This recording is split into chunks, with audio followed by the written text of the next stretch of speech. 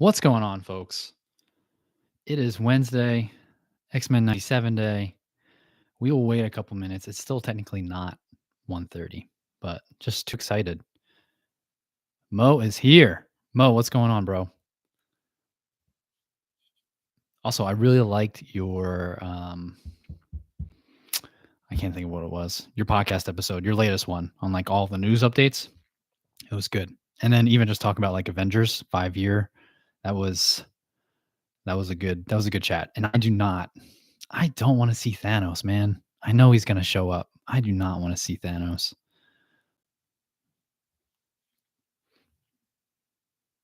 Super J, how's it going?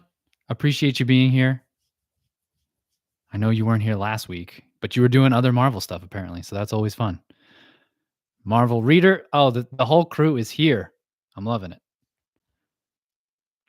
We'll just wait like another minute or two for some people to roll in. But man, today's episode, it's just too good. I think Marvel Reader summed it up best, I feel like, and it was either in a reply or in a post. You were like, I'm trying to find words to describe this entire show, but I can't think of anything better that this is the best thing on television or something along those lines. Like it's too true. Mo, of course, my guy. Of course. I appreciate everyone that's coming here. I just love talking about this because I don't have anyone else to talk about it with.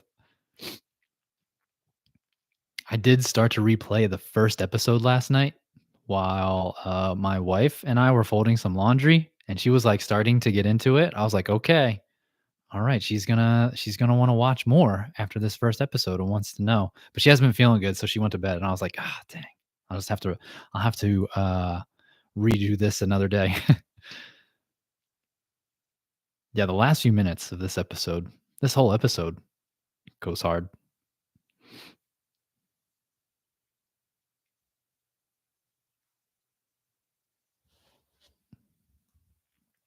All right, let's see.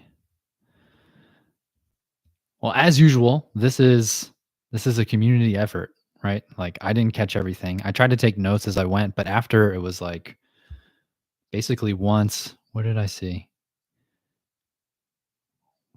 Once cable started to go freaking once cable was controlled by Sinister, I stopped taking notes and I was like, "Ah, shit, I forgot." But it's all good. We'll start at the top and then feel free to interject any points, whatever you want to talk about or hear.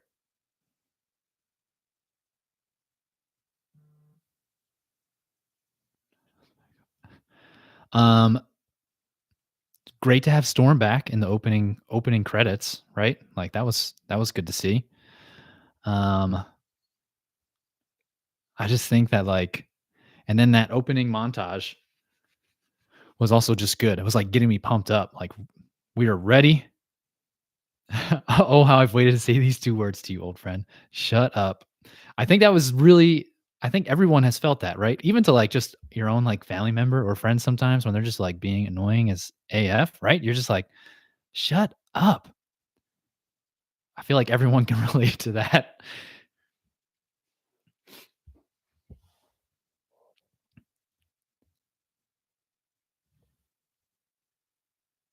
Charles was running his damn mouth all episode. I think he was talking in that opening montage, which was getting me pumped up. I had like Rocky montage training scenes in my head as the X-Men were getting ready to figure out their entire plan here for this episode. But like in the beginning, I saw this. I don't know if anyone else felt this way when Bastion was like cleaning up in his hometown and he was, Meg, what's going on? Good to have you here. When Bastion was like cleaning up in his hometown and he was carrying his mother and he like laid her back in bed, his final dream painting was above her bed. So I'm like wondering, did he hang that there or did she have like a second copy and it's been above her bed this entire time? And if it's the latter, I'm like, she's just as messed up as Bastion is.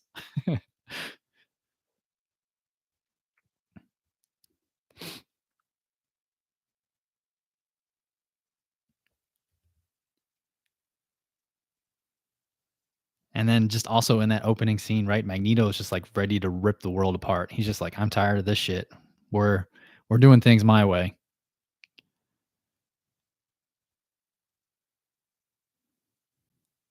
Bastion likes to set a scene. That's true. I mean, either way, it's still just like, dang.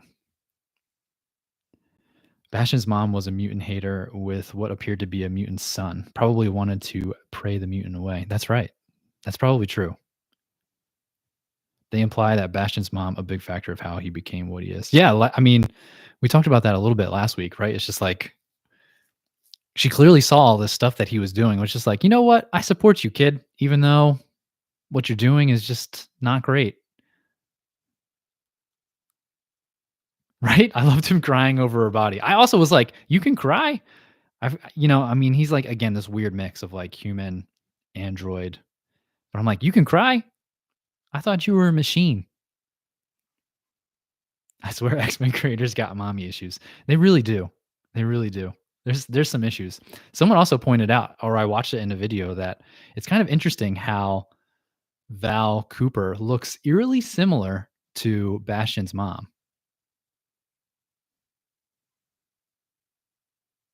Yeah, Madeline, Bastion's mom, Roberto's mom. Fucking Roberto's mom. We didn't see her today, but she's got to go. She's the worst.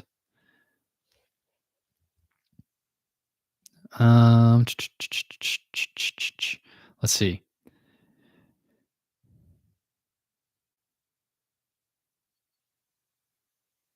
That's very true. It is a good reminder that Bastion isn't always evil. He's still a person, right? Gotta have that little bit of empathy, right? So you can feel for them a little bit. I always just like think about like because Doom's my favorite, and he's like never truly evil, and a lot of his stuff like makes a lot of sense sometimes. Whoa, Alexis, what's up, bro? You're here too. Join in. Say all the things. I know you've got all the thoughts, my man. Actually, it makes it worse because he's not some psychopath with no moral compass. And then, which is interesting because he isn't he not a person in the comics? Yeah. Yeah. It is interesting. I always just think of like Sinister. Sinister's just like truly evil. Like he's just a sick man. He is a sick, sick dude. And it's just like when you think of some of these other villains, like when you hear their stuff, right? Like Magneto, quote unquote villain, like his plan makes sense. Even like you can understand Thanos' plan in like Endgame, right? It's like you're not wrong. You're just maybe not going about it the right way.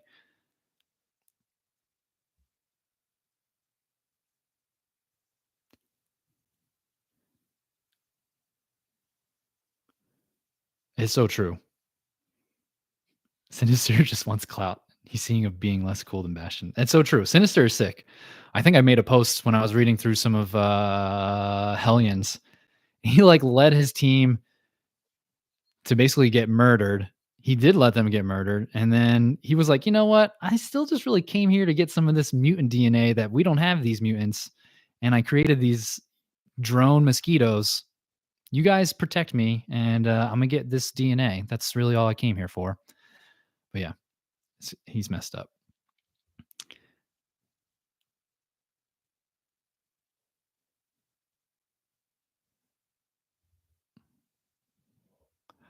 Yeah, no, that's the next part, right? I was gonna just say that. So like, Jean and Cyclops were both sitting there talking with Charles as Charles is trying to like ask for forgiveness, and he's just like, "What? I can't just forgive you for all the stuff that you just did." Um, but yeah, he did not let him off the hook. He didn't even let him off the hook at the end. Is Jean dead again? Right? That is a good question. I feel like we didn't see her body, right? So she's technically not dead. It's assumed that she is dead, but we didn't see her actually die. So not truly dead just yet. Yes, no body, no death. That is always the truth.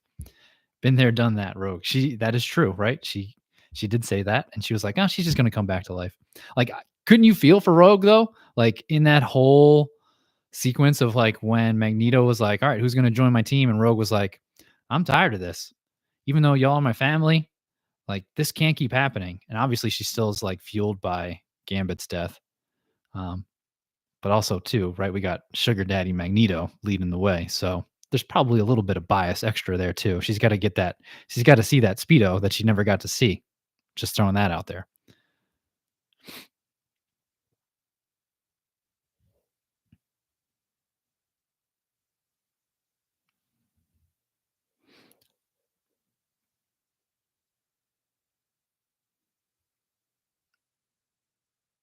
Yeah, we never got to see her react to Speedo Magneto, still alive and kicking, right? Like, I'm surprised that we didn't actually get to see that. Can we talk about how the roving gang of mutant haters are? Oh my god, yeah, not because of their ideology, but because they pull up on people with godlike powers. What's funny though is like they were ready to go after Roberto and Jubilee, and then Storm and Ford show up. Storm just like cracks some thunder, and they're like, "Oh shit, we got to scatter."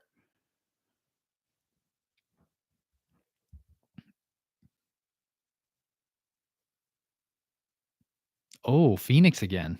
It's very possible, but I don't know. I don't know if they'll go into that storyline.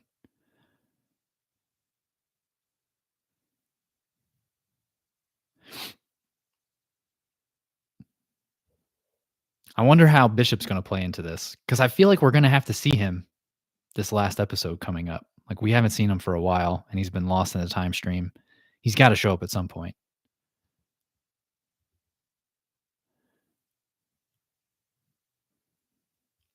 How about Storm being like, "You two men are not making something to neutralize his powers, even though he's the bad guy, and we need to stop him. But you guys ain't doing that shit again."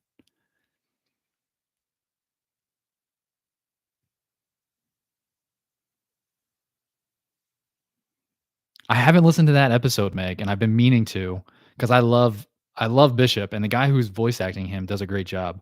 Um, and he acted like we would see him again, but he didn't say it. So I feel like he's got to show up.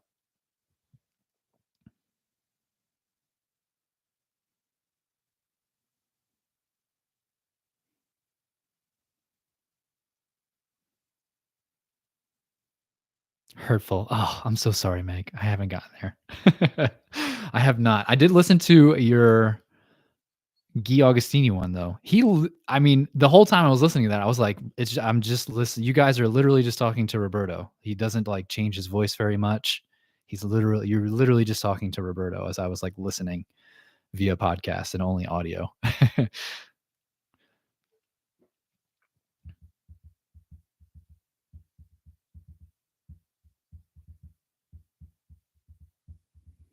Yeah, Magneto getting all the old suits, not necessarily all old, but like other suits coming back were that was fun to see, right? I mean, I saw some people being like, why does Jean just have a green dress? Like that's not very effective. Not that it really matters for her.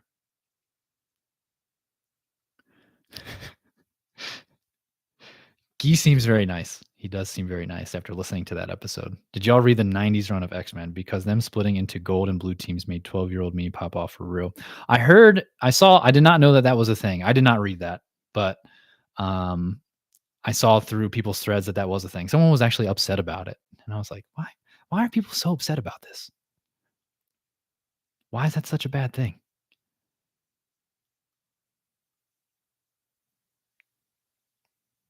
They really are, Meg. Like, definitely teaching non-comic readers about the comics on the down low. I think it's also really helpful that Bo has been like, here's not necessarily quote unquote homework, although he's been saying homework in preparation, but it is nice to have kind of like references to that source material because usually we just get this has been adapted from, the comics, right? And it's just like we need like it's nice to like learn and figure out what that is without having to do a bunch of research on your own.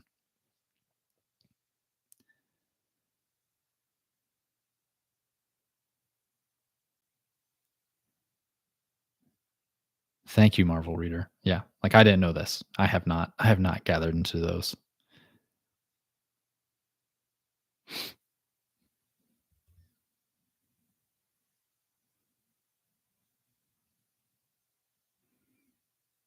But I mean, the speeches continue to be amazing, right? Magneto again when he approached basically with Asteroid M and was just like, "Yo, you guys going to join me or what? We're tired of doing stuff your way." Um, Charles, clearly it hasn't worked. And all we're going to do is just keep ending up in the same place. I didn't even notice that, Meg. I did not notice Rogue referring to Morph as them. But that's awesome that they did that.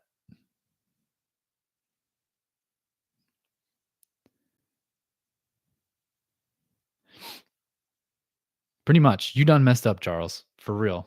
Like, he really did. Yeah, really good quotes this entire series. Really good quotes this episode. Like the moment between Jean and Storm, you know, have them mind the weather and them weather your mind. Like that was so good.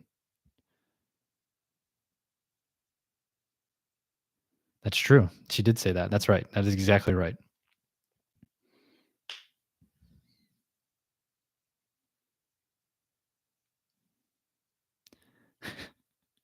She did also point that out, right? Yeah, like she was like, Morph was only here for 30 minutes. That's it. Yeah. They do both point out how optimistic and naive Charles is. It's just crazy.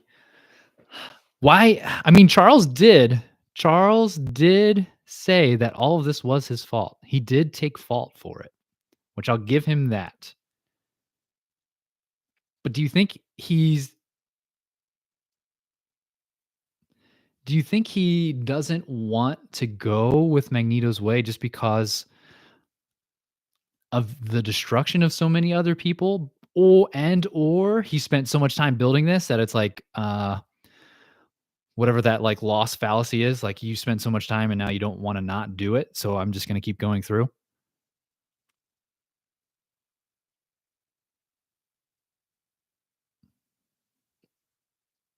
That's very true, Meg, right? Like yes, you can keep screwing up and you can apologize, but were you ever sorry if you do keep screwing up, right? Like probably not. I look at that as like a relationship, right? Like if someone just like keeps cheating and you apologize but you keep cheating, like were you ever really sorry?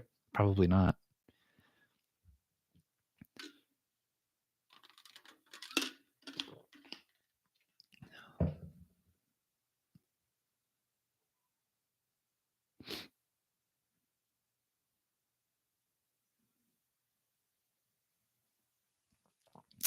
Yeah. Charles is their toxic daddy. So true. I think Mo's right. Like he's just a true believer that humans and mutants can live together. And he's just not capable of like changing his mind, right? So I mean, he's just stuck in this feeling that he can make it work when clearly it's just not going to. And in fact, the future proves that it doesn't work.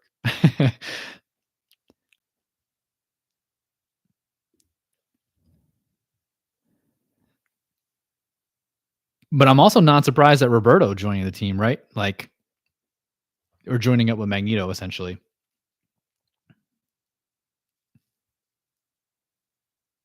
Correct. Yeah. He's not wrong about Magneto's way. He just doesn't like the way that he's going about it, right? He wants to be, I guess, more peaceful in a way, right? But not, yeah. And Magneto's like, we just got to get out of here. Screw this. He didn't call it, he called it whatever it was. He called Earth, I forget, something.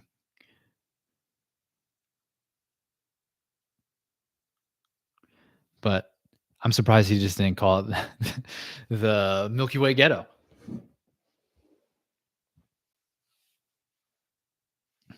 That sounds very similar to, I don't know, real world, right?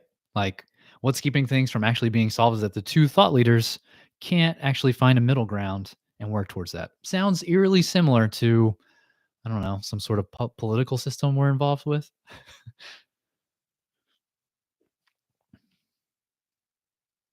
Enrique, what's going on, man? So glad you can join. I agree, right? Like, I'm not surprised Roberto joined Magneto's team. And I mean, why? It's kind of a shame that he was just like, I'm going to turn my back on Jubilee. But like one, the whole rest of the team is just like that's been his really only interaction, right? Um, Obviously they've been in a little bit of a relationship, so of course. But like having your mom and just like your family being like, "No, I don't want you here anymore." Of course, at that point you must be like, "I got to get out of this. Like I can't do this. Like no one clearly wants me around." And I've tried my best to not hold my powers back, but now I just really have no choice to use them. But like I ain't gonna be treated like crap. Also, the fact that Jubilee has been trying so hard for Roberto to join the fight. Little did she expect him. Yeah. And they can't do that because outside forces keep doing things that force them to further entrench themselves in their ideology. So true, Mo. So true. Just take them both out and start over. There we go. That's an idea, Meg. I like that.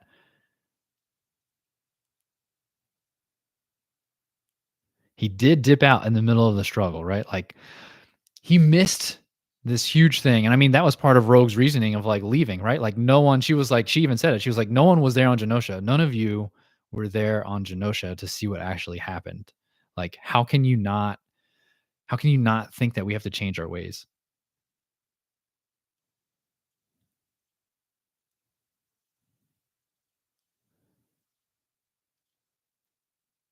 Well, even at the end, right? Like Cyclops, I mean, he didn't, I think he stopped, Cyclops stopped Charles from using Magneto's powers to turn the power back on. I think mainly for the sheer fact that, like, he said that yellow or gold team needs more time. And part of that, I think, was that he would have turned all the power back on and they didn't take care of Bastion yet. And then all of the Prime Sentinels would have turned back on as well. So then they would have been screwed. Right. But I also, part of me feels like Cyclops wants to not side with Charles. There we go. I just inadvertently maybe answered your question, Enrique. Maybe.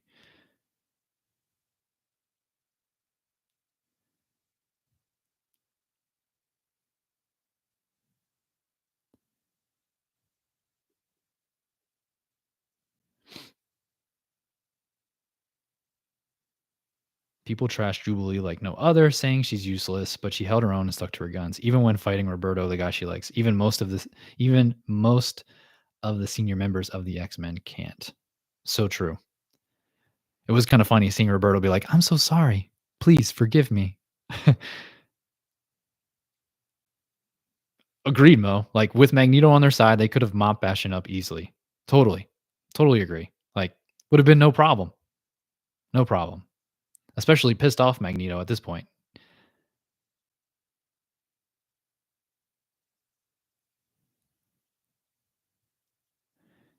It was a little disheartening to basically assume that now Roberto and Jubilee are now broken up essentially, right? Like it kind of sucks. But, you know, young love.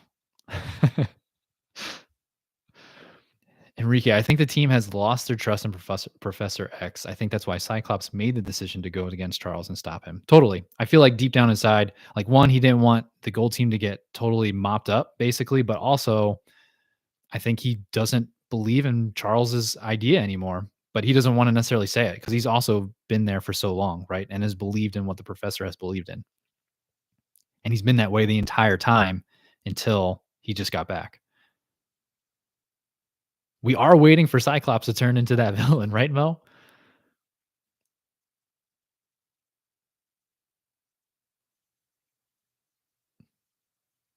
I don't know if Charles believes in Charles's idea, right, Meg? Like that's a good point. At this point, he seems to maybe second guess himself, but he's again still stands so firm in his like ideology that something can work. That shut up did hit hard. That shut up really did.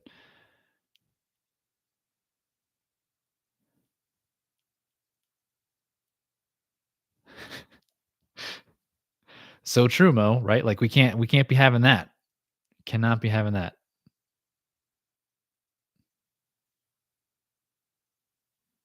Right, Enrique? Totally. Cyclops is totally pissed still that he left that Charles left Magneto the keys basically instead of him.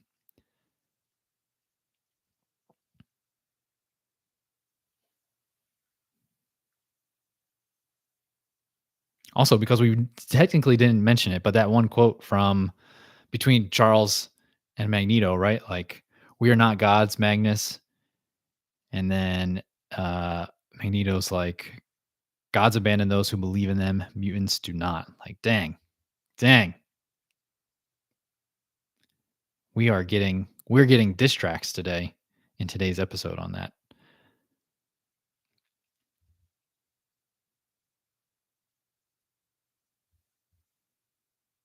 Also, since we're speaking about relationships, Beast, bro, you gotta move on.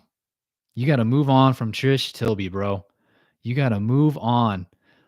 All the red flags are there, man. Like, there's been too many times that have been negative with Beast and Trish Tilby, and he's there. I mean, it shows the soft spot in his heart for just like the good in people.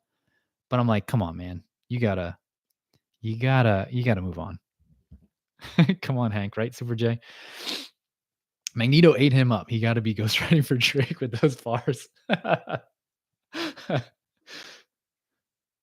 feud is over. Sounds like me when I'm telling my boys to stop fighting over a toy. Xavier versus Magneto is better than Drake versus Kendrick. Hank loves him some human ladies. He sure does.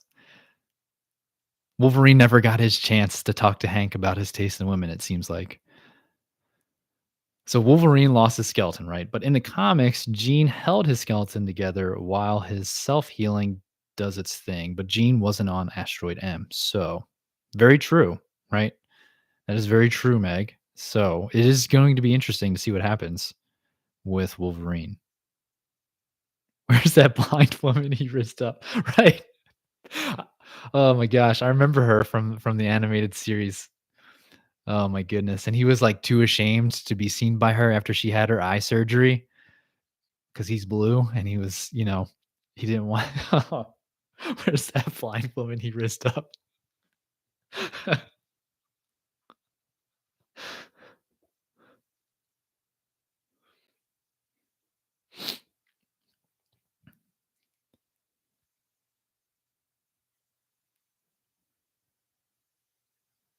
I do wonder what's gonna happen with Wolverine though. Like that you bring up a good point, Meg, on what's going to happen with Wolverine because basically he's screwed unless someone takes care of him.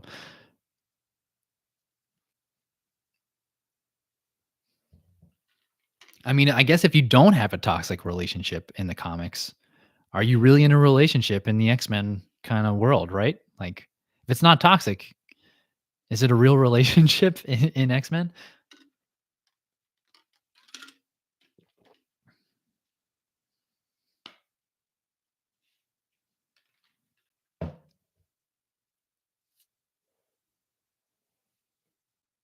So right, Meg? I mean, at the beginning, if you've been paying attention, and I said this on Alexis's post, I don't know if you're still in here. Um, but like when someone at the beginning of like the recap of the episode, whoever's voice that is, that episode, they get screwed, man. That episode, if you go back, because I'm almost positive in episode 5, Gambit says that at the beginning, and then we all know what happened to him. Wolverine has plot armor. He'll be fine. Kill him off and bring back Gambit. That's all I want.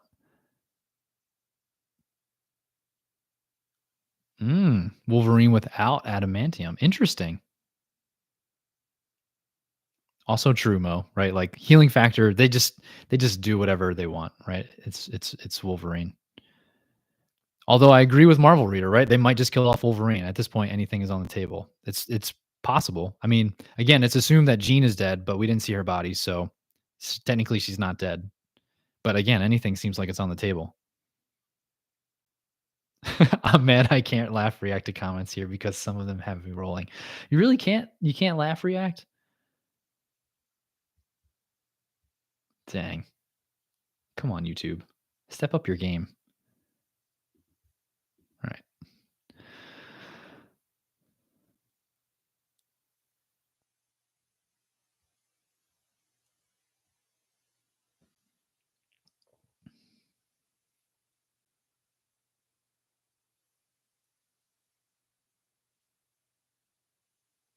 X-23 would be great to have in.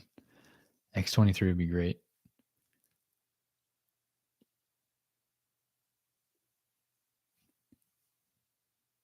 Yeah, having Laura Kinney in, that would be awesome. I think that would be dope. They kinda are sorta setting up New Mutants, obviously with, like, Roberto, right? But we'll see. I just think this next episode is gonna be absolutely wild. One thing that we haven't talked about was the Gold Team. Morph hulking out. Somehow, an amazing Hulk. He even said Morph Smash instead of Hulk Smash, which I thought was great. And then I literally laughed out loud when Beast basically took that Sentinel hand and bitch slapped another Sentinel. I could not stop laughing.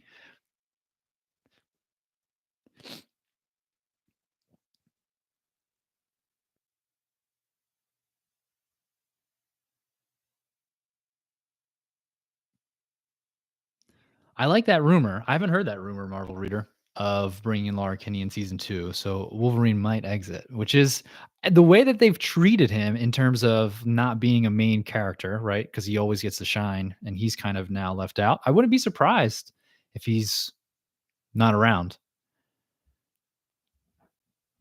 Morph was dope, but they kind of did them. They really did do Morph not great, right? He was literally just there for cameos. I would have loved to have seen more Morph. I really thought we were going to, just given the fact of, he's been in all the promo material, right? And then like there's no again, he's just really used for cameos, really nothing else.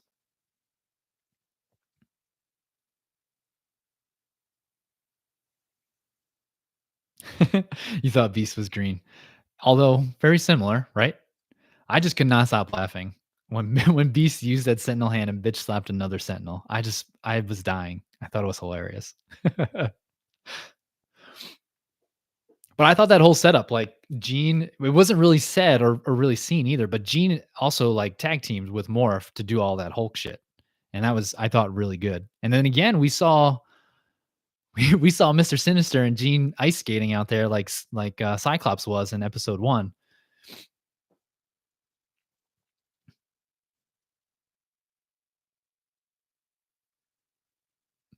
If Morph dies, I'm gonna be so upset after all this buildup and how he was treated in the animated series. Like, come on, man, let's give this guy a little bit of redemption.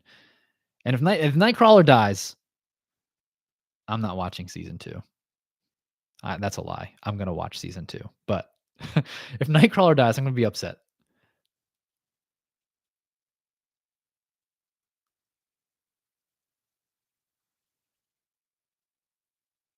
That is true, right? I made a video about Morph and just like his comic history, and someone was like, he's an overpowered character, which is kind of true, but something tells me that he obviously can't. I would assume that like there would be some sort of way that he can't sustain his ability to maintain someone's powers for that long, right? Or they just diminish over time, so he becomes less effective. Would be my thought.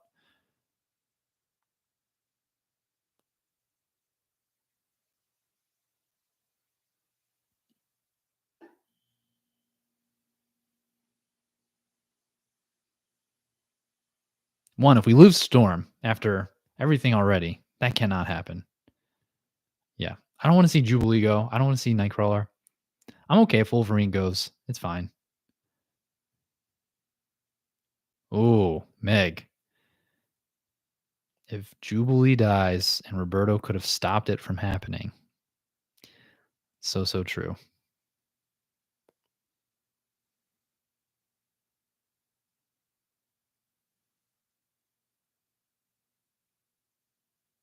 Ooh. If Forge could dip, right? And Storm would go crazy. Storm would lose it.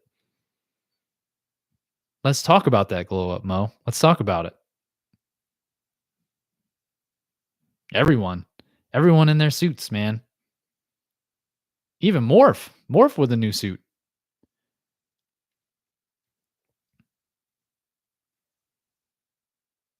I like to call back to the classic stuff. Like Cyclops.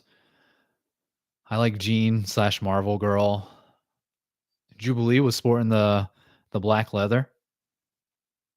The stolen black leather that was never paid for.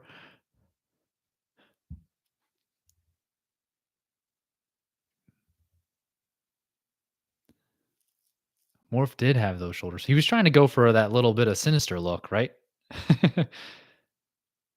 They really did make Cyclops head sock look really cool, which it when you really think about it, is really hard to pull off. But he looked badass.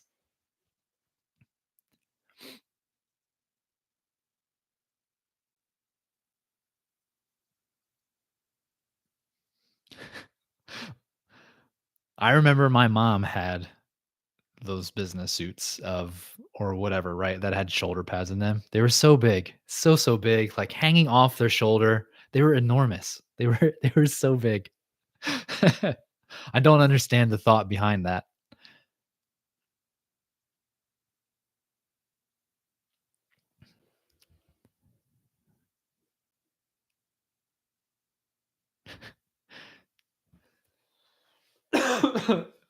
We know that Beast is all about the garter life, Mo. Beast is all about the garters. Come on. He's not into speedos. He's all about garters.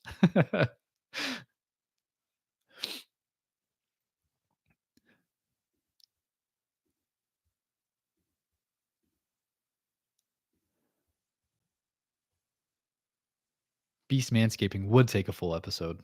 Plus, it would all just be for nothing because Trish would just be like, I don't like you anymore. I don't like you anymore, Beast. That's the furry play I think we all need. I mean, maybe we get Bastion to manscape Beast since Bastion is a pro at it, right? And he's apparently it's one of his second hobbies.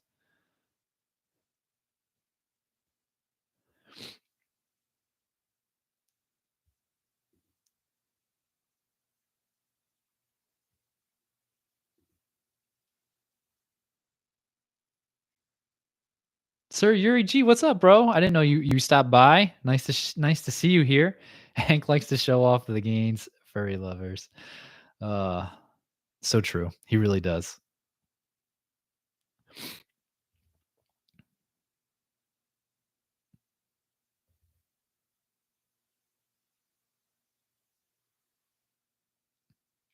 I like that outfit for her, Mo. I like that outfit for Jean. I think it's just like it's classic, right? Classic, and you see that and you're like, that looks good. It was interesting though that like they had the wig in like the locker where the suit was. Like, why she got a wig there?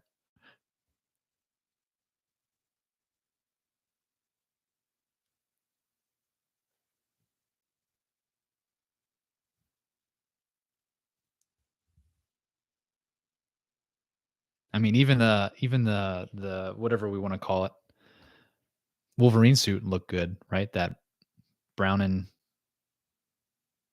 yellow mustard. I'm partially colorblind, so to me it looks like red and yellow, but other people see it another way, apparently.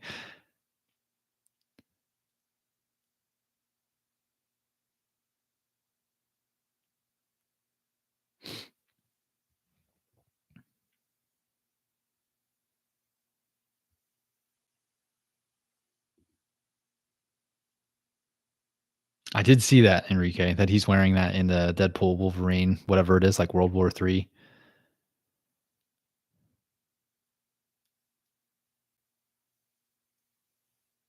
Yeah, Cable rocking the suit too, right?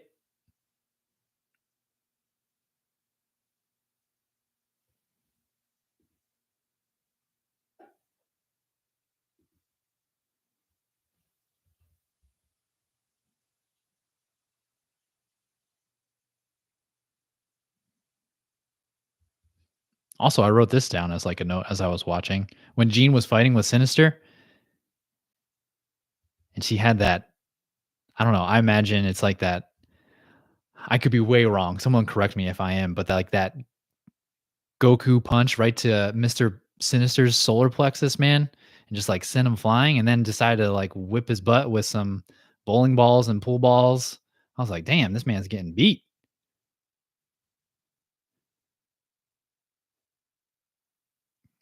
Yes. Speaking of Cable, finally letting loose with his powers was cool. It was.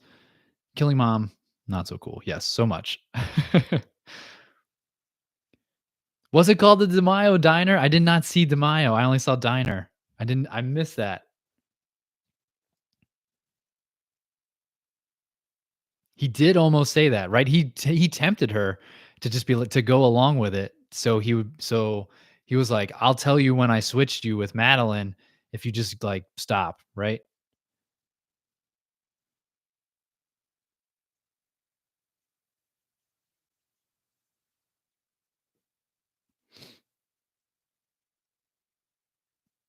This was your Reed Richards reach, huh?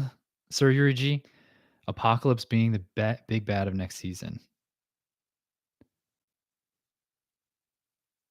I've been wondering what that was. Thank you for letting us know. I don't know. I don't have any thoughts on Apocalypse being. I'm not against it. And I also it seems like we're getting Onslaught, so I don't know if he's a part of that or not. I only say that because of what happened with Gambit and now Logan, and in the comics at one time, they were his horsemen at one point. Okay. I'm really glad that they did not play Jean up to be the fainting lady that she was in all of the animated series.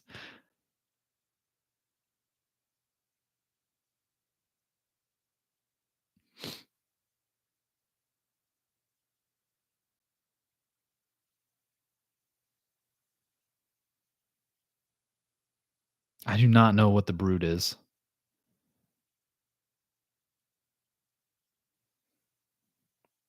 I'm assuming it's some sort of storyline in X-Men, but I don't know what it is. This is my naivete in X-Men and just comics in general.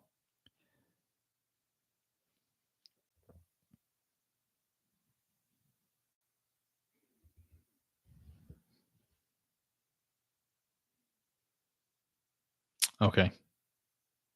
I got you, Mo.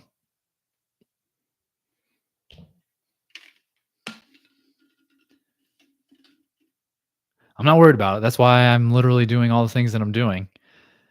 But when things come up and I'm just like, yeah, I don't know. I don't know what that is. Someone just briefly explain it for me. You're so right. You're so right. The only time she fainted was when we saw her in or at the end of episode 2 or end of episode 1, whichever one it was.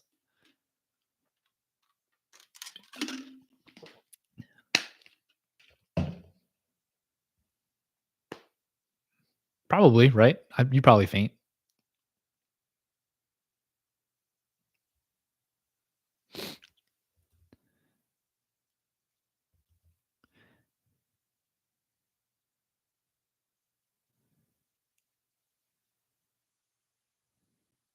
Magneto saying that Charles finally had the metal to do what's necessary. Again, him dropping bars like a ghostwriter. For real, Magneto was on one.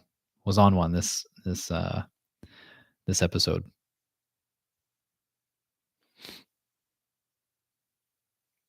There truly was so many great lines. Just like it just kept coming.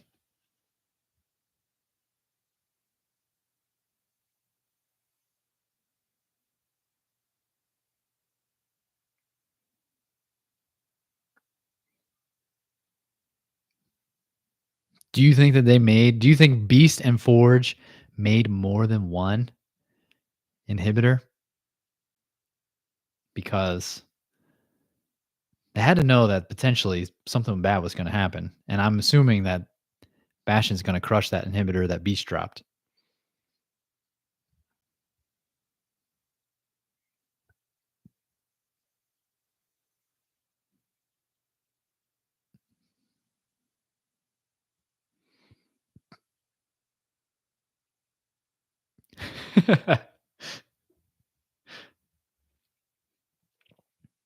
One that was a great quote, Marvel reader. Make them mind your weather, sister, and them weather your mind. So good.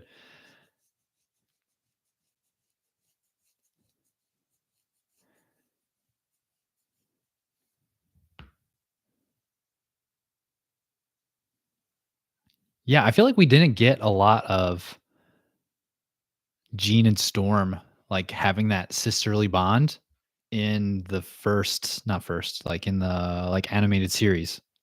Just wasn't really there.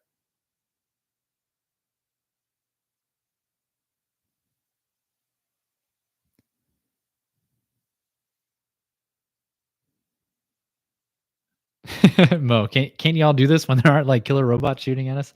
So true, right?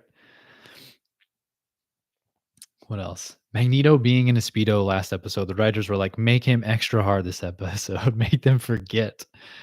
Make them forget. That's exactly what they did. That's for sure.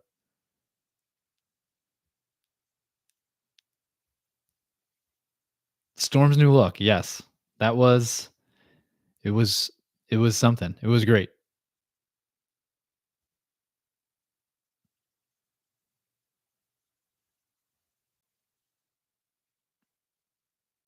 I was also shocked when Wolverine impaled Magneto. Like I did not see that coming. But once Magneto had a hold of Wolverine, I agree. Like I was like, oh man, we're done. He's doing it.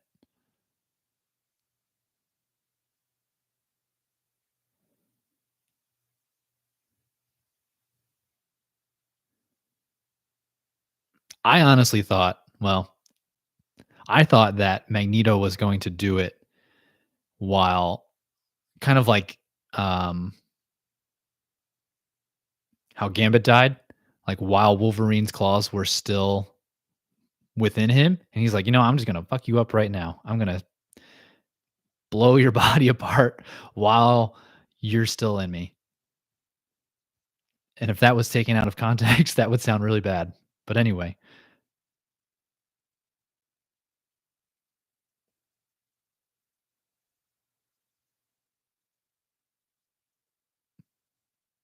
that's what she said. Yes. Total, that's if that was taken out of context, definitely. Yes, phrasing. My apologies, everyone.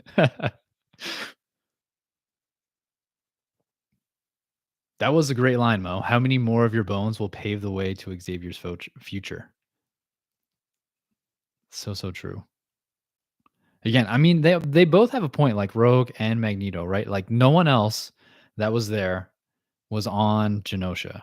They don't know what it was like, with the exception of Nightcrawler. He was there. Um, but no one else knows that like lived experience of being in that tragedy. Meg, why the f would you impale the person who can control your entire effing skeleton? Very true. However, usually an afterthought for Wolverine.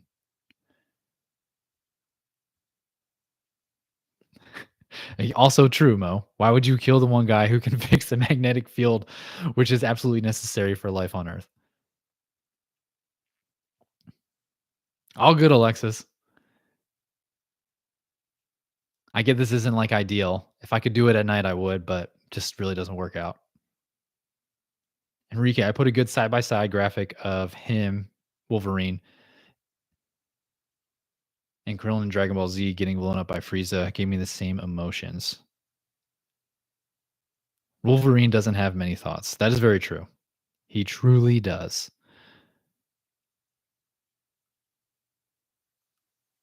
Yeah, Mo's exactly right. Yeah, Wolverine just acts. He's just right there. We saw that in the first issue of X-Men 97, the comic. They're doing like a danger room thing, and he just like goes for Magneto. And Cyclops is like, bro, we had a plan, and you just let your emotions get the best of you.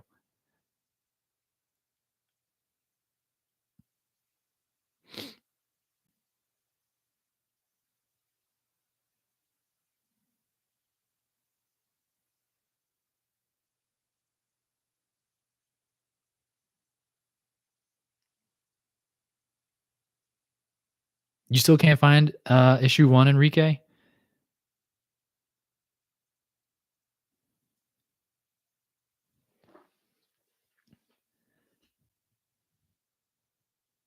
That is exactly Meg, that is exactly correct on on Wolverine's plan of attack. I have a plan. Attack.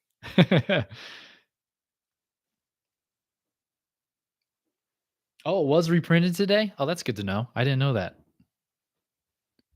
Hopefully you can get it, Enrique.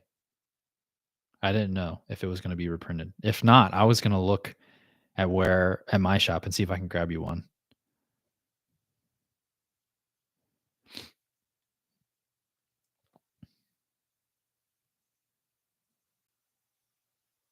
Enrique, if you can't find one, let me know, and I'll see if my where I go has one, and I'll send it your way. Did they present any new themes or messages this episode? I feel like they didn't either. The only thing that Mo what I basically thought of, but this isn't necessarily a new theme, but like you put it in one of the comments of your post was like, we can't have the radicalization of an entire group of minorities, right? Because of course we've got to split the team here. We can't have that. But I don't think there's any overarching new themes. I didn't really notice any. This was all just like action and continued character development. Man, let's catch up here.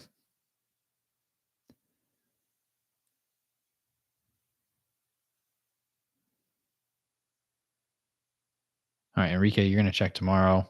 Let me know. I'll check. I'll probably check tomorrow too. I'm probably not gonna head to my shop today, but I'll probably go tomorrow. Let me know.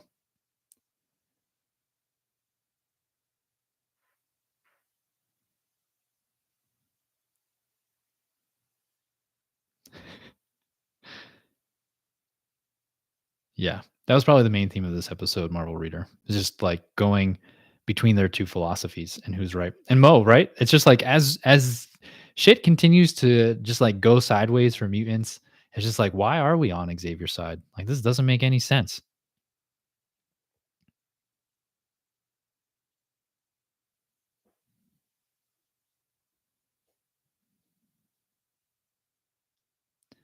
Blue and gold, baby. You may not have been here, Alexis, when someone had mentioned like that was like it was dope to see them do that.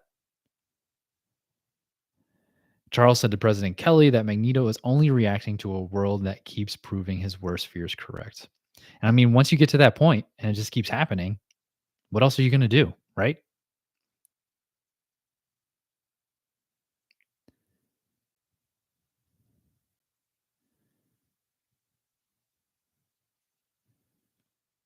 Totally. Totally agree, Mo.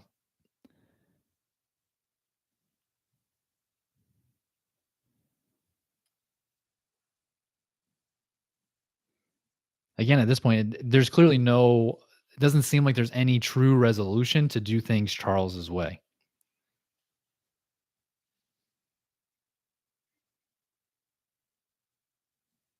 Totally agree, Super J. Finale is going to hit real hard. It's going to be crazy. It's going to be absolutely wild.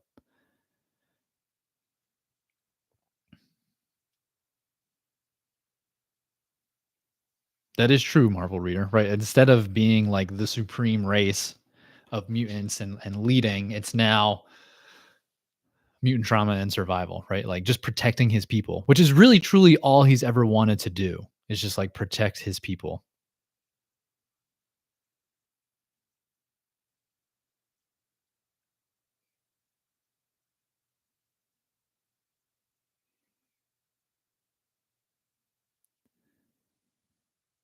Truly, whatever the cliffhanger is next week, Meg, I am like not going to be ready for it, and we're going to have to go however long waiting, waiting for season 2.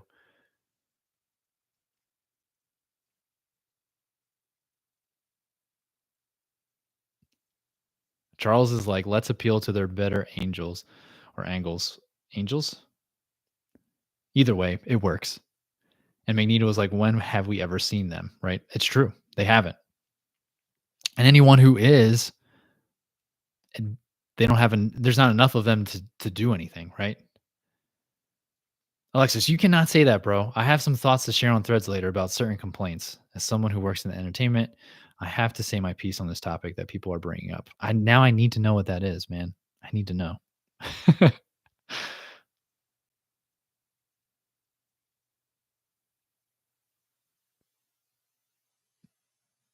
So Xavier has softened Magneto in that sense. He's not pushing the replacement agenda. He's pushing the we won't beg for our existence agenda.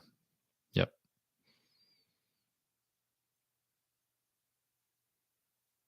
Right? Also, who voted Magneto and Charles are the saviors of the mutants? That's what I'm saying, man. Someone else just needs to rise up.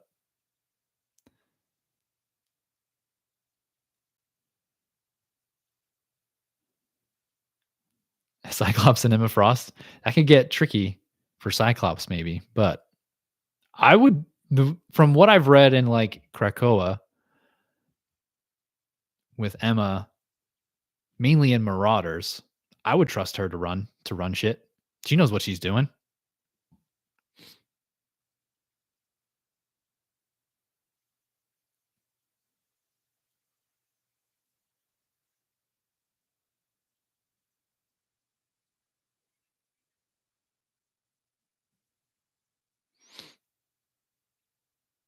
Kurt for mutant president. Kurt all the way, man. But I don't know if he has the he does, but doesn't have it in him to lead the mutants away from humans. I don't think. Let's just go with Storm. Like shit. Storm can do it.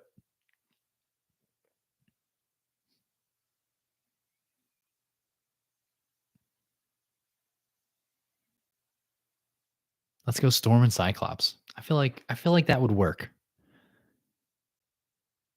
I feel like they complement each other decently.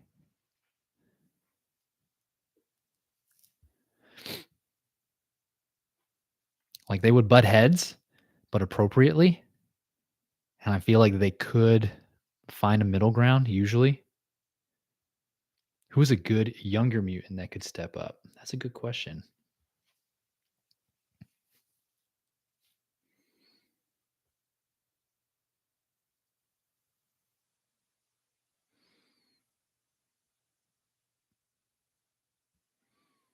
Kamala would be good. I like Kamala. She always has the good in people in her thoughts, right? So like she would be a good option. She needs to get out of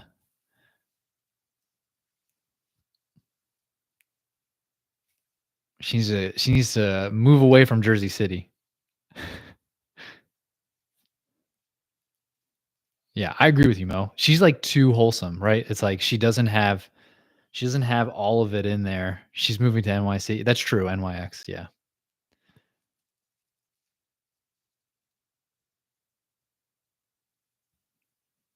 Where at, Alexis? Where did you grow up in New Jersey? I'm from New Jersey, but not northern New Jersey. I'm from southern New Jersey, which is, as you know, a totally different world.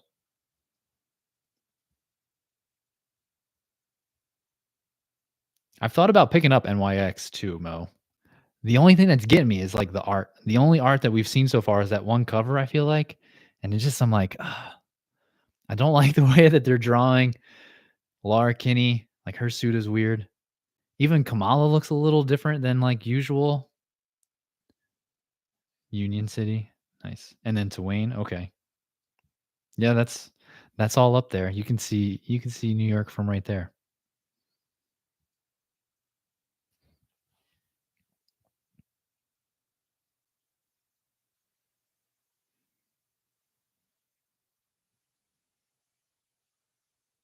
I don't know of any other I haven't like read any of the New Mutants, and even in like the Krakoa era, I haven't read any of like the New Mutant stuff. I'm just like, this is a lot. I need to.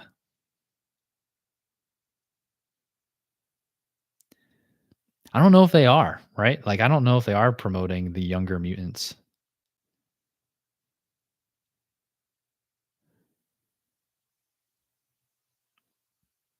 The only thing that I can think of is that they have them in, um, like NYX, and I feel like that's mainly going to be just like Lara and Kamala. I forget who else is in there. There's a couple. I think there's 5 of them total, but I feel like it's mainly going to focus on Lara and Kamala. And I haven't seen much about anything else. Yeah, I'm not too sure, Mo, on them promoting anything else.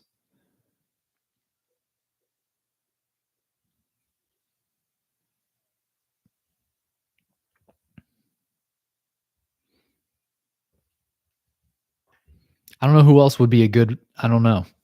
Someone else with more New Mutant um, knowledge can help out. That is true, right? It seems like there's There's really no time frame of like what's happening. And it's always just recycling the same old characters. It would be nice. I think it's just like they hold on to those old characters, right? They try to introduce new ones. Some of them catch on, like Kamala, right? And then they'll probably ride her for as long as possible. The problem is they make up other new characters and they just don't. I don't think they land with people. But I think part of that is because they keep recycling old characters and they're like, well, these guys are tried and true, so we're just going to keep working with them. And then the other folks just the new ones just don't catch on. I also think that they just don't put a lot of effort into some of them, right? Would be my guess. Capitalism strikes again. So true. So true. Like I would love more new stuff. Like Kamala, I love Kamala stuff. Like those were some of the first comics when I was reading them on what was it? I can't even think. Marvel Unlimited. Like her original run was so good. Um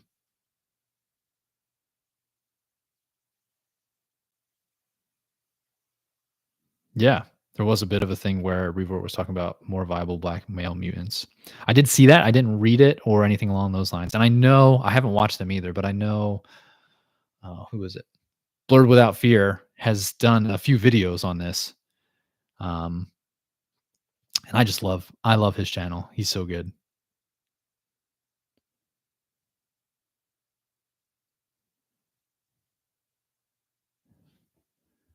What does this say? New mutant characters. Okay. Yeah. Like I think they should. I think we need I agree. I mean, I think we need more. I read the article. He wasn't saying what the headline implied. Well, that's unfortunate. But I think it would be great to have new characters. Again, the problem is they don't really pump them up, and I feel like none of them hit because people just stick with Wolverine, Phoenix,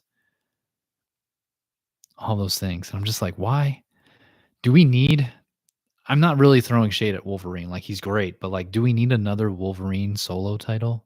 They're just doing one. They're doing it because they know it works, right? Which I get the reasoning behind doing that. But like, do we need another Phoenix?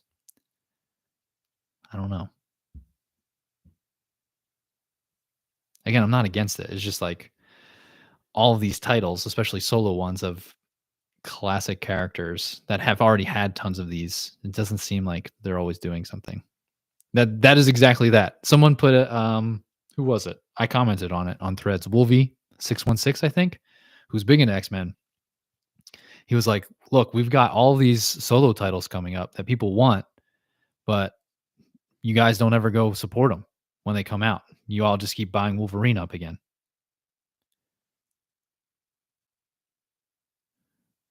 Totally. I could totally see that. Like I'm definitely going to be hopping in on some of these X-Men titles when it jumps off. Probably just X-Men and Uncanny right now. And then I'll just wait for other stuff to hit Marvel Unlimited. Yeah. And and then to new comic book readers, including myself or just anyone, everyone sees all this stuff happening and they're like, "Oh shit, this is like overwhelming." There's like 6 titles that are all going and then some of them or all of them eventually have tie-ins together and you're just like, "How can I make it through this?" Right? But it is fun that this is going to be a new jumping off point. I really hope I just think too, Meg, to go off your point, like they're hoping this will be a jump off point for new X-Men fans who love the show and Deadpool 3. Like this is the one thing I never understood. Why does Marvel as a whole, and I get probably because it's 2 separate things, right? It's like the comics division and then the film division and even like the TV under that too, right? It's like they don't promote the comics at the same time as like some of these movies, right? Like you would think that that would be a thing that they do.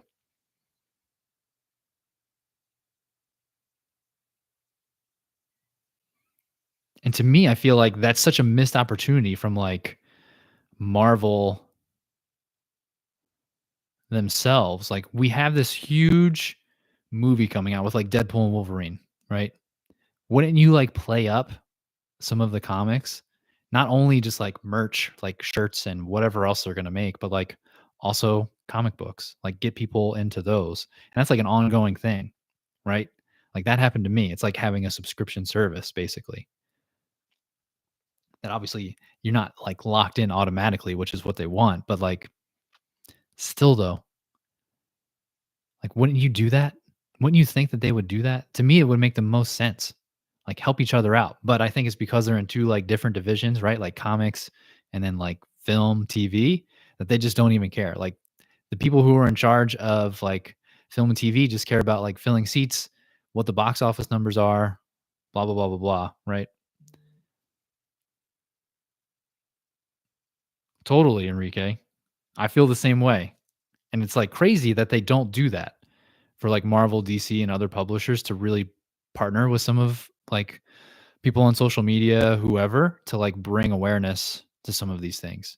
Because like I don't even like some of the people that I've like bigger comic YouTubers, they don't like Marvel won't even just like give them true mo, like cost of comics is part of the problem, right? It does get expensive. But like don't you think that they would like at least give some of these influencers or people on social media like a couple of copies ahead of time to talk about them, or give them just a copy for free? I mean, it would be great if they paid them too to do it, but like shit, that's so true, Mo. Like you can't buy two comics with $7, right? Like you just can't, and it sucks.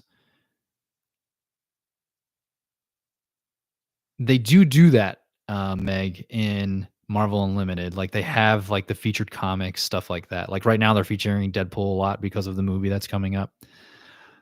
But you got to have that subscription service. But I also feel like they don't really push it well. I feel like we see it because we're in that world, but for the general public, they don't see it.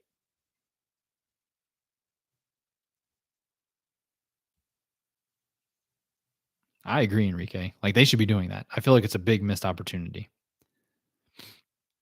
But I agree with Mo, right? It does get expensive for comic books.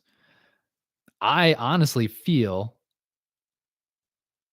but also it could spoil a movie. Sort of could spoil a movie. I just think that the general public doesn't know that most of those things even exist. Like I know they know comics exist, but I don't think they know that Marvel Unlimited exists.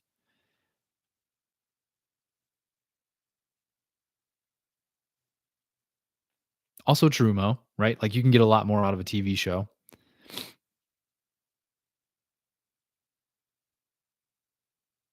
I really feel like the biggest downside to Marvel Unlimited for me, right, is like, and I get why they do it. They want people to buy the print versions of like the newest stuff, and they wait 3 months for putting those typically online on Marvel Unlimited if you're subscribed. I think that they should do like a couple or just like two tiers of Marvel Unlimited.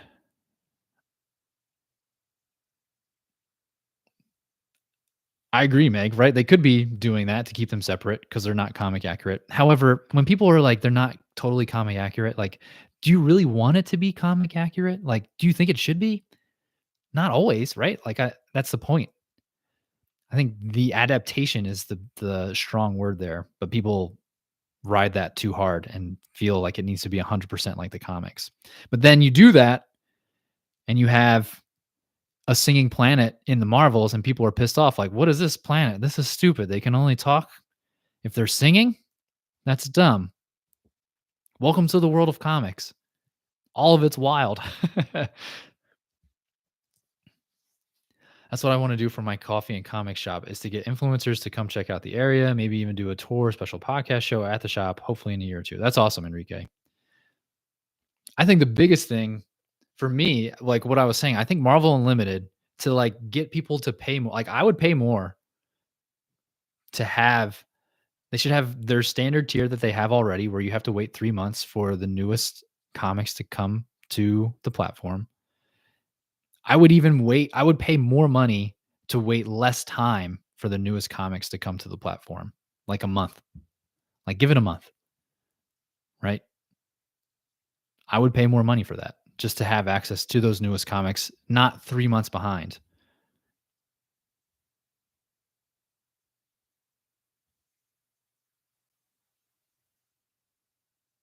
Marvel Reader, as always, thank you so much for coming. I appreciate you. Thanks for your input. Thanks for being here. And we will see you next week. Have a good rest of your day and week. That would hurt print sales, right? That's the biggest thing that they're fighting with that.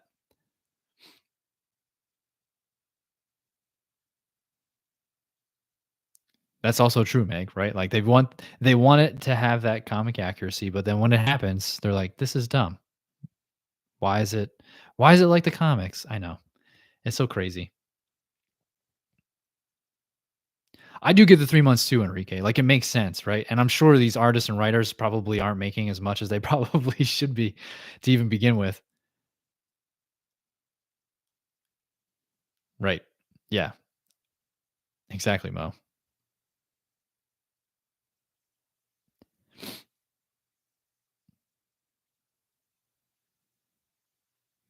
It also doesn't help too, right? Like, outside forces of just, like, the world, again, costing $1,000,000 basically to survive now is doesn't help either.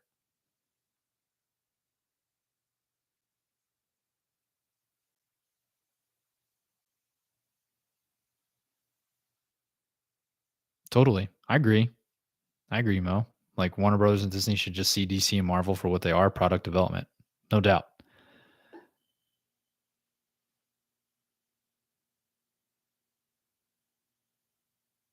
Polly, nice to see you. So glad you can make it.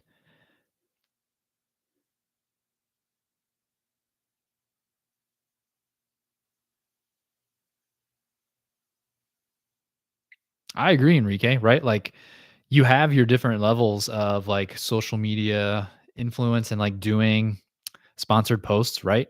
And there is that exchange, right? Of just like free comics, right? And if I got some free comics, or if like you paid for my year of like Marvel Unlimited, it's like it's not a lot of money. It's like 67, $69 or whatever it is, right? For the entire year. But if you paid for that and I made a few posts, I would do that. Hell.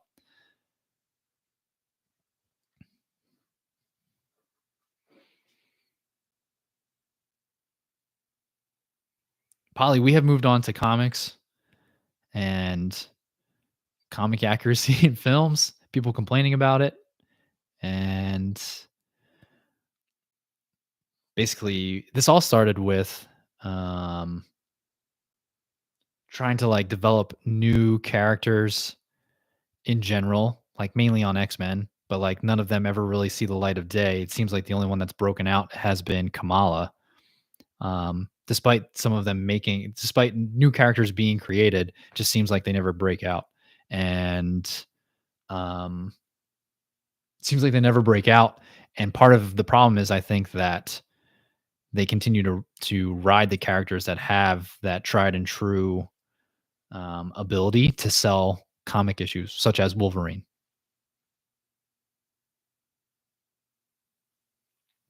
Let's see what's happened here. R&D budgets are pretty high in other fields. Shouldn't be different here, right? It's also people not understanding the dynamics of social media and demanding way too much from posts. Yeah. So the requirement that comics be sustainable is silly. The payoff is developing and monetizing stories in movies, TV, and merchandise. It is true, Mo, right? Like you're going to make way more money doing all that other stuff versus comics, which makes sense. X23 is one of their better examples. Totally. Our conversation about the new episode. Thanks, Mo. Charles deserved to get roasted. Magneto is still right. Mr. Sinister ain't shit, and Wolverine kind of asked for it. Definitely.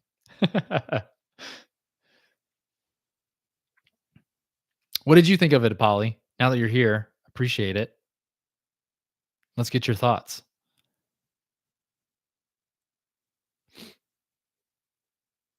The other thing, too, by the way, while Polly is probably typing, maybe I'm assuming, is I feel like they're doing so many limited series now. Like that's got to not be helpful for like your editors, your writers, and artists to just like write a story for 6 issues and just end it, right? Like I feel like there are not many long comic runs anymore.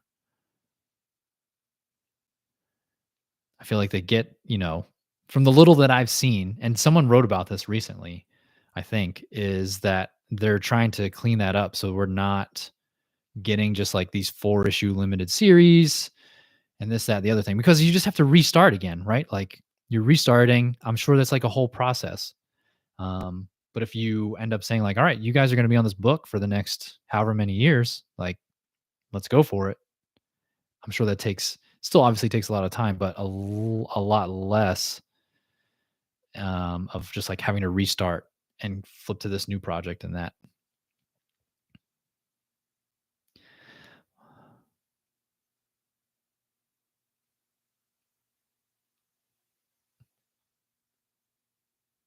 They used to write story arcs for trade paperbacks. You could tell while reading the individual issues. Totally.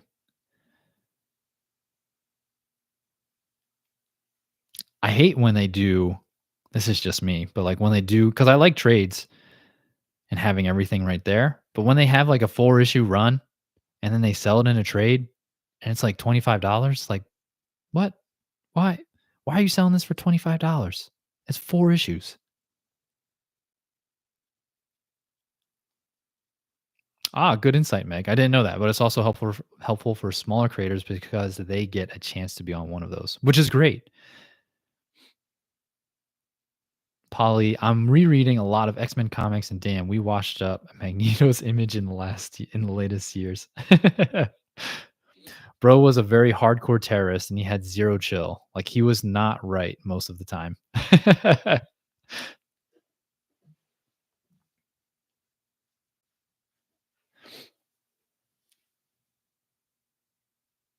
But Mo asked earlier. At this point, it's like, why are we all siding with Charles?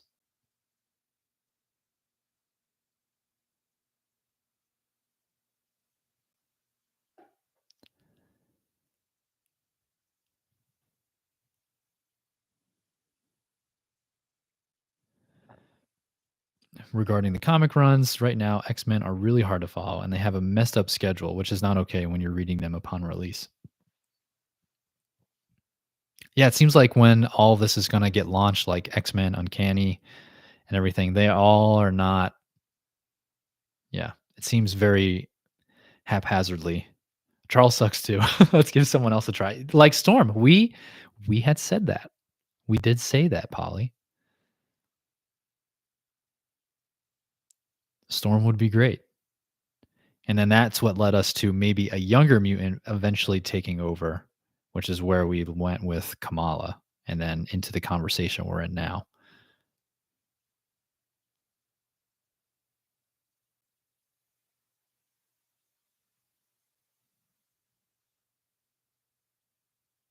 Totally, Mo. Stan's vision of the X-Men was cautionary but hopeful. As the decades have unfolded, his view of Magneto has given way to better understanding of his point of view. No doubt.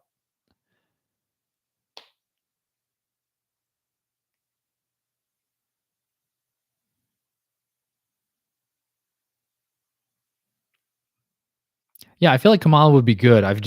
We also said that she would get she's too nice of a person. She would get demolished by people, I think. But she is a good liaison between different teams, right? So that is helpful.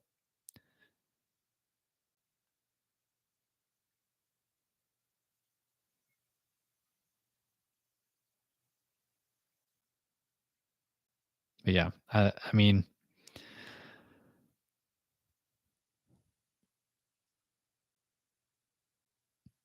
also comic writers around my age are becoming jaded after having seen. I'm sure they are. And again, they probably have been mainly exploited for the longest time.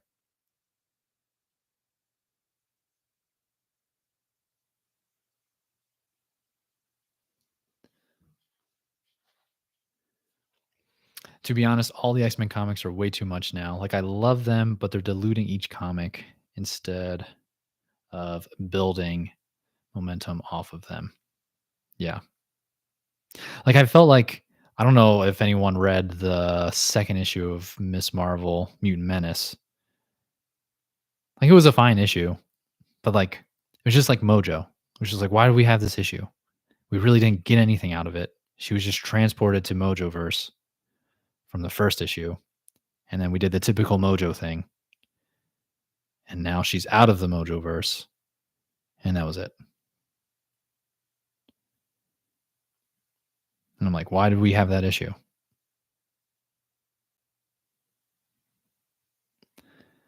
They start strong and then just messed up. Like, Polly, you're reading my mind, and it took me forever because like as it was building up, X of Swords, I was like, what is happening?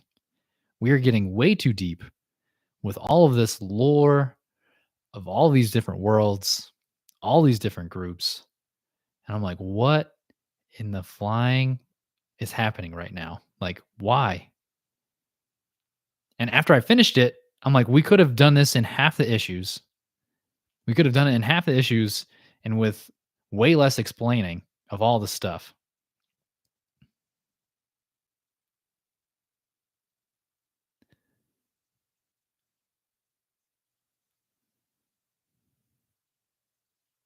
What is Kamal's mutant power going to be? Yeah, I agree.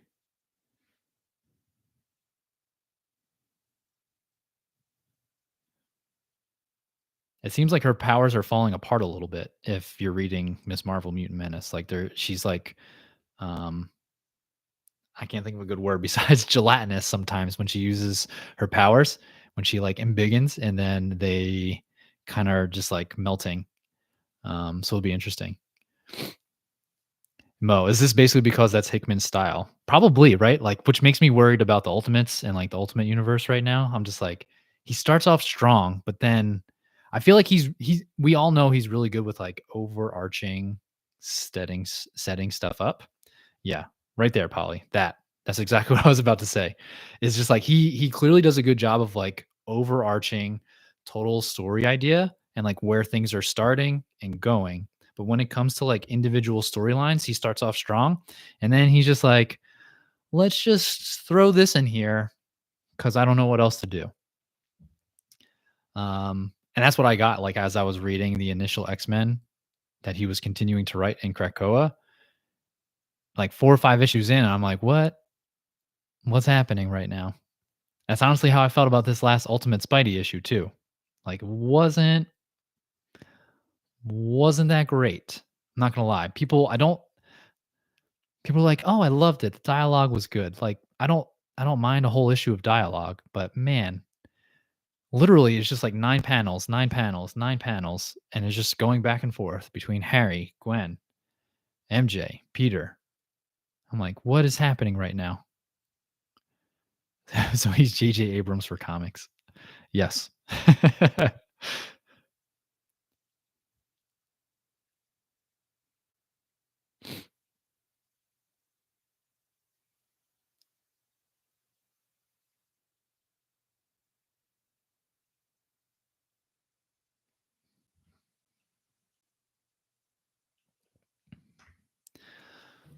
I just think again, Hickman does a good job setting stuff up, but like he just fizzles out.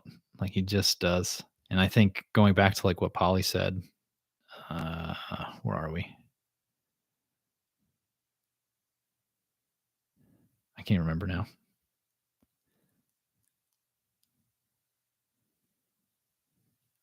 See Meg, thanks for hopping on. See you next week. Speculation for the season finale. I have zero speculation. None.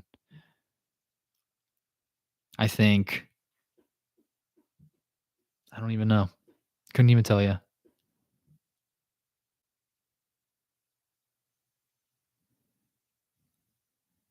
Magneto dies. That is one hell of a speculation.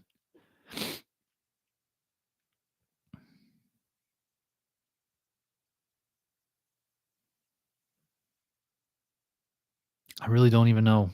Don't even know what to speculate. Man got shish kebabbed. He really did. Oh yeah, a big boss fight. That's for sure. I don't even know. I couldn't tell you what's going to happen.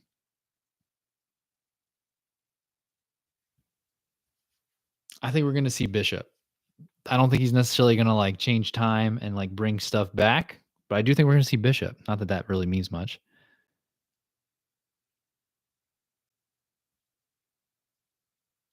My podcast partner insists we're getting Onslaught. A lot of people do feel that way.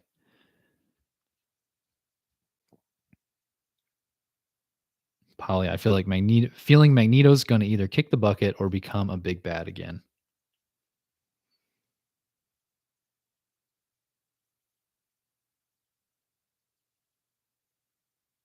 Yeah.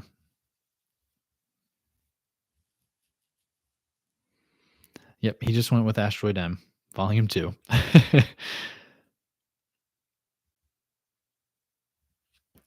Yeah, I don't know what else to expect or see. I think it's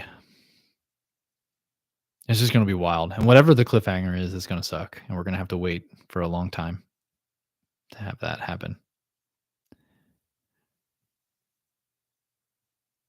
Maybe they drop it around. Yeah, maybe.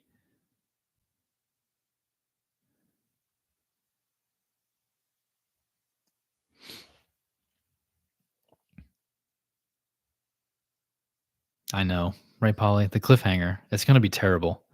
The cliffhanger is just gonna be terrible. I feel like that's all Threads is gonna be talking about until season 2 comes. It's just the cliffhanger. That's probably not true, but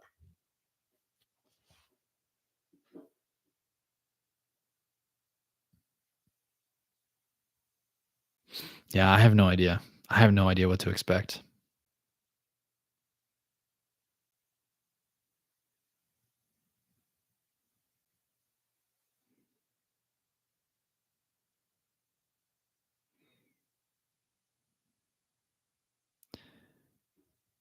Well, that's wild, Mo. I have 0 to no knowledge about Onslaught, and the fact that he did that, which seems very plausible, is going to be wild. They gotta give us something while we wait. That would be amazing, Polly. I would love that. Whatever it is, for real, we're not ready. That all happens right after Magneto strips the adamantium. Well, I do wonder if Bo's gonna give us, quote, unquote, "more homework," and so maybe we'll get some more insight to that.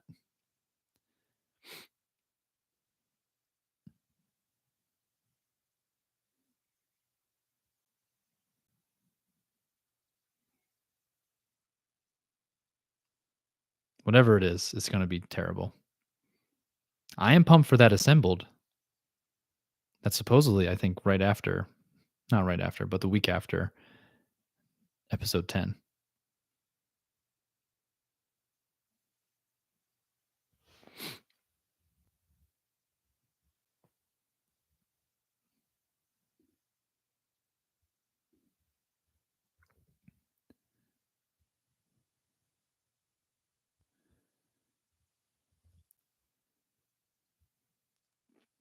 I believe so. I believe Assembled is happening, Polly.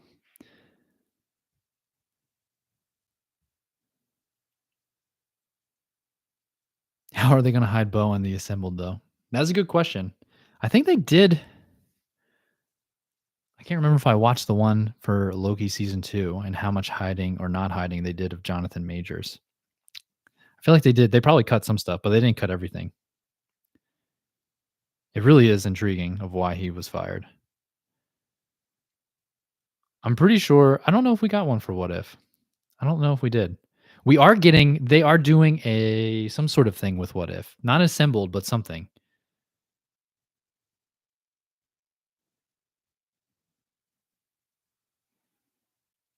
But yeah, I'm pretty sure we're getting Assembled for X-Men 97. Almost like 99% positive. And agree, Mo. Like, it must be bad. It must be real bad because, again, no one's talking either side. And I mean, Disney's usually pretty, they wait, right? Like they waited with Jonathan Majors for a long time until he was like actually, quote unquote, proven guilty. That's a whole other story. But like, anyway, they waited for at least that judgment to come down and then they fired him, right? Like they didn't even, they were like, see you, Bo. Like this, yeah. We probably will never know, right? Like only the people who are involved will truly ever know, and we may never actually get the full truth.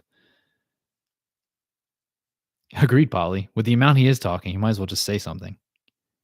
Although he may not be allowed to say anything based off of like legal advice. Someone will spill. Like something will come out eventually, I think. Something will come out eventually. But maybe right now he's under again legal advice to not say anything. And Disney always plays stuff close to the chest. So, but again, to just like you're fired, to not even just like wait for something, like that's especially like 2 weeks before this stuff premiered. Again, it must be some bad stuff. You would think.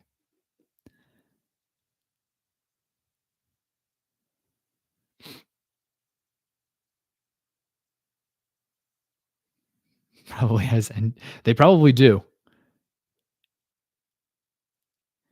Disney NDAs can't be broken by the century. Yeah, like their stuff is probably Loctite. I wonder what they did when oh man, who was it? It's like Mark Ruffalo or someone someone said something a while ago in one of those movies for the MCU. Someone talked, they like let loose something. I was like, "Oh, Mickey Mouse." Well, all I know, Mo, is we got to get your partner, your podcast partner, Lonnie, to show up and do his Mickey Mouse voice because that had me rolling on your last episode last night when I was listening to that. Oh my god, that was too good. Also true, Polly, right? I think if it was that bad, he wouldn't be so vocal about the show. However, he probably put a lot of work into this, so he's probably just like about it. Who knows? Who knows? We'll find out at some point. He's at work. I could see if he could join us next week, though. Totally. I'm just like laughing. That just made me think of like his Mickey Mouse voice that he did, and I was just rolling, man. I like a life size Mickey Mouse. Gotta Google taxidermy. There you go. All right, folks. It's been real. I probably need to do some work. I don't want to, but I probably should. As always, appreciate everyone showing up, being here, chatting, putting your input in, making this a fun live stream to do every week. Um, we will see y'all next week after the season finale. No one's ready. No one's ready for that. But appreciate y'all. We'll see you on Threads in like 5 minutes. So see y'all there.